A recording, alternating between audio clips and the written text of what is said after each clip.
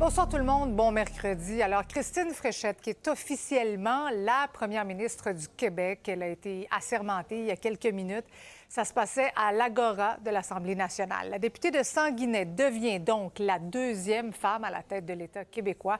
On pourra d'ailleurs en parler tout à l'heure avec Pauline Marois. Mais d'abord, Jean-François, on peut dire que Christine Fréchette a insisté dans son discours sur son intention de poursuivre la mission de la CAQ.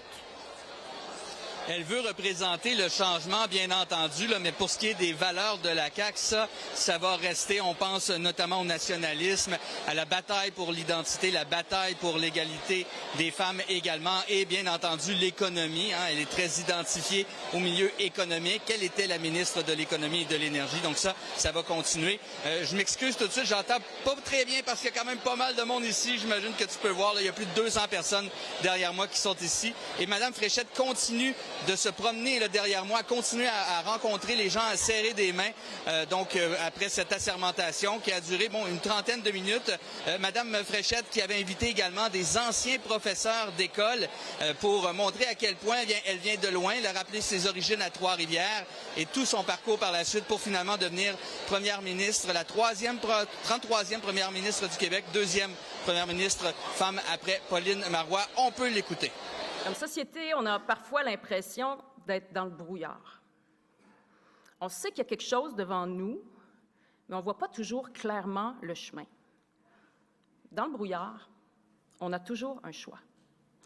Soit on recule, soit on avance. Eh bien, moi, je fais le choix d'avancer. Jean-François, les ministres sont d'avis que la réunification du parti, c'est une évidence, là.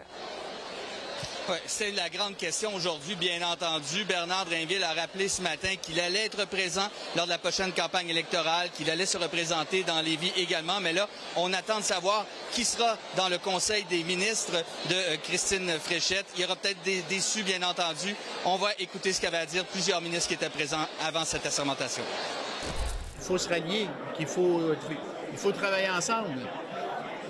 On ne s'en sortira pas autrement. C'est la fin d'un rêve pour le moment, ça c'est clair. Puis je vais travailler avec Christine pour que ça se passe bien, pour que son mandat nous permette de se relancer, puis pour qu'on gagne la prochaine élection. C'est ça mon objectif. Christine comprend très bien qu'une course à chefferie, c'est normal qu'il y ait des débats d'idées. Puis après ça, que tout le monde va se rallier. Je pense qu'elle le fait bien, elle le dit. Et je pense aussi dans ses gestes, elle le fait. Donc, pour moi, il n'y a pas d'enjeu. C'est un changement, c'est une nouvelle ère, c'est le printemps. Je m'attends de l'action. Vous allez voir, elle a dit qu'elle ferait bouger les choses. Quand on le fait avec sincérité et conviction, on est contraint de réussir.